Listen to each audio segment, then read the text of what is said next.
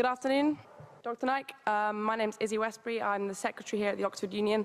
I have a very short question to ask. You talk about the hijab being something that serves to protect a woman. Surely it's extremely patronizing and degrading to prevent a woman from making that decision for herself. How could you answer that? What's the question, sister? I said, in your speech, you talk about the hijab being something that serves to protect a woman. But how is it not extremely patronizing and degrading in not allowing the woman to make that decision herself? Sister posed a very good question, that when I say that hijab is required for a woman, isn't it not degrading for the woman to patronize it? Isn't it degrading?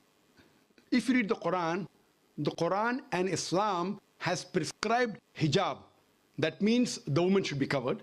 The only part that can be seen are the face and the hands up to the wrist. This is for the modesty.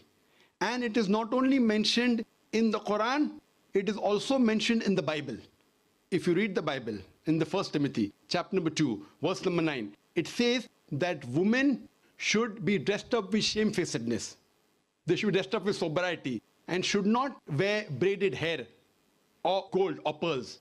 It's further mentioned in the 1 Corinthians, chapter number 11, verse number 5, 6. The woman that does not cover her head, then she dishonors her head. Her head should be shaved off. Anyway, I don't agree with this. I'm just quoting you from the Bible. Same way, if you go to the Vedas, it says that the woman should cover the head. So all the religious scriptures, they talk about the woman covering their head. It is for modesty. It is not to degrade the woman. And if you analyze, there was allegation made against me saying that Dr. Zakir Naik says that if they don't wear hijab, that if you wear Western clothes, there are chances the woman will be raped. It is a misquotation again.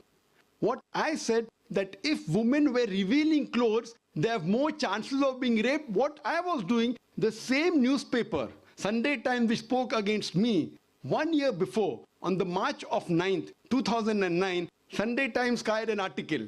In Britain, 1 out of 7 feel that the women who wear sexy revealing clothes, she should be hit. I'm sorry, I don't agree with it. This is the statistics that was given in the Sunday Times on the 9th of March 2009, that in Britain, 1 out of 7 Britishers believe that the women who wear revealing and sexy clothes should be hit. I disagree with this.